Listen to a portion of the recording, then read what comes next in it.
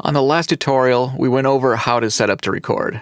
Now that everything is set up, we're going to continue on from where we left off last time and go over a few different recording procedures in Logic. To begin with, we need to record enable all the tracks that we want to record to, which for right now is just one track. And we'll also turn on the input monitoring, which allows us to hear the input signal. After everything's been armed, this is the point where you set the input signal. We'll be going over in class the actual physical side of setting an input signal with a microphone preamp. So we're going to proceed knowing that this vocal signal has already been set. I'm going to start by bringing the playhead to 9, because I like to start at bar 9.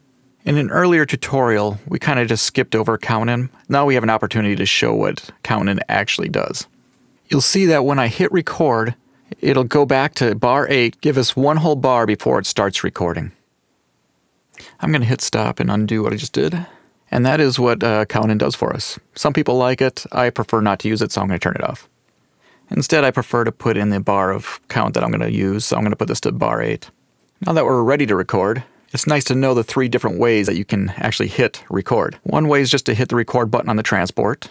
Another is R on the keyboard. And finally, you can hit star on the numerical pad. This time I'm going to hit R and start tracking.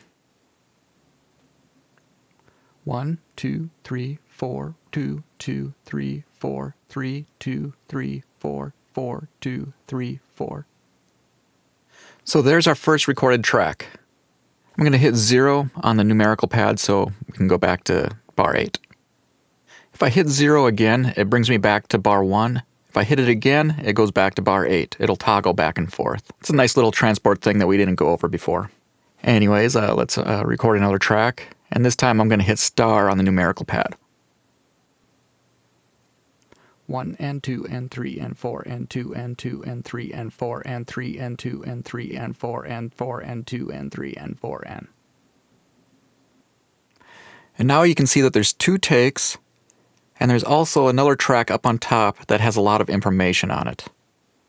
This audio region has now become a packed takes folder. By clicking this disclosure triangle, you can hide all the takes. This number 2 tells you which take you're listening to and also gives you the ability to change which take you want to listen to.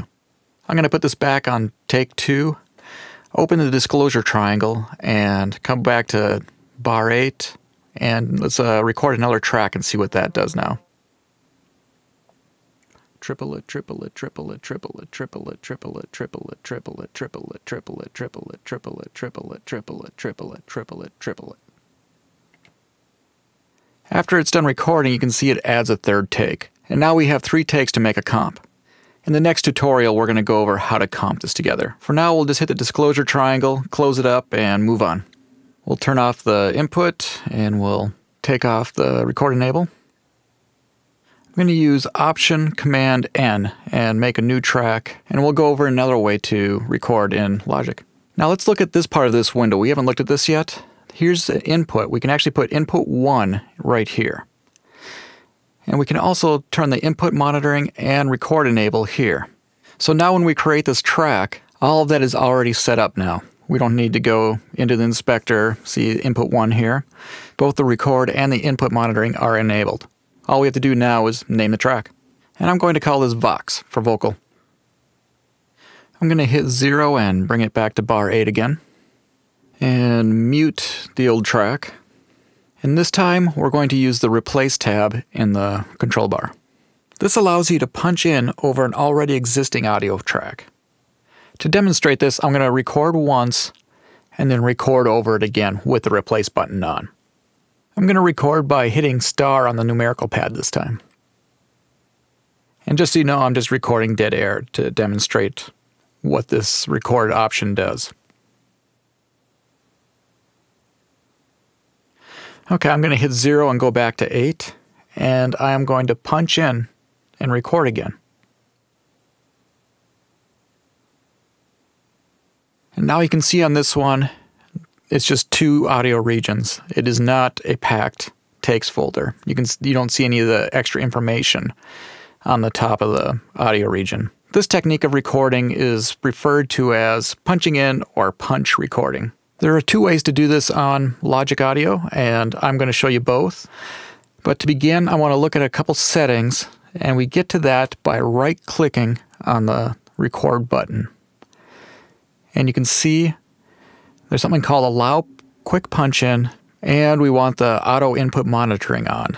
That allows us to hear the tape while it's playing, but then it switches over to the record input when we're recording. It defaults with these settings, but it's good to know that this is here in case it isn't working right for you. So now I'm going to punch on the fly, which means I'm going to hit record to record in, and then hit record again to record out. So I'm going to record, and then out. Record, out. And as you can see, I'm hitting the star key to punch in, and the star key to punch out. And since we have the replace button on, it's not making any more takes. It's all on one track. And a nice thing to know is while you're punching, Logic is still recording. So if you want your punches a little later, too early, you can adjust it after the fact also. I'm going to bring the track back to 8, and the next way I'm going to show you is what's called auto punch. And we're going to have to make a new button on our control bar in order to do this. And if you remember from an earlier tutorial, you do that by right-clicking that gray area. And if you look down here under modes and function, there's auto punch. Let's check that and hit OK. Now if you look at the top of the control bar, there's a new button. And when we hit that, a new spot opens up on the ruler that wasn't there before. And we can move this red bar here and adjust it.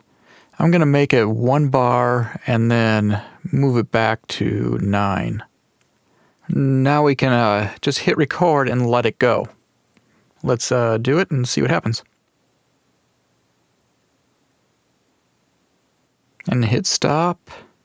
And you can see that it just recorded where that red bar was. Let's say we just wanted to get measure 11. All we do is move the bar over, set our play head, and then hit record. And it just punches in and then punches out where that red bar is. Punching on the fly is usually quicker, but if you're by yourself playing an instrument, auto punch comes in very handy. For the last technique I'm going to show, I'm going to turn off the auto punch replace button, record enable, and the input monitor on that other track. And by hitting Option Command N, I'm going to make a new track, and you can see that input 1 is already there and everything else is checked. So let's hit create and rename this track Vox 2. I'm going to bring the track to 8 and set up a cycle. And I'm going to cycle within these 2 bars, 9 and 10. And I'm going to hit record by hitting the star key on the numerical pad.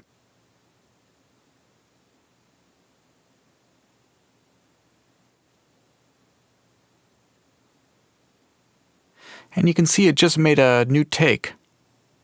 And every time it cycles, it records a new take automatically.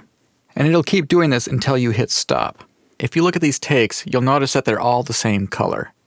When we get into the next tutorial with comping, I'm going to show you how to change the color of each of these. But there is another preference in the project settings that I want you to be aware of. I'm going to move this cycle to 14 and 15 to set this up. And then go to the project settings, which is under File, and Project Settings, and Recording. And if you look right here, there's Auto Colorize Takes. And this works when you're cycle recording, and it'll create new colors every time it cycles. I'm going to turn on the count in because that actually is kind of handy for this cycle. And I'm going to hit record.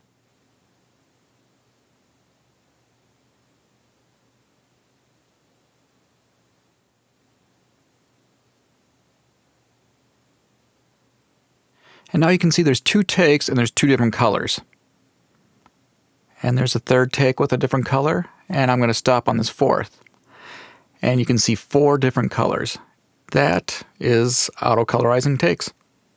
We're going to get into the comping on the next tutorial. This is kind of what it'll look like. And you can see the different colors are showing up on that top take. And that would be the comp. So I'll see you next tutorial.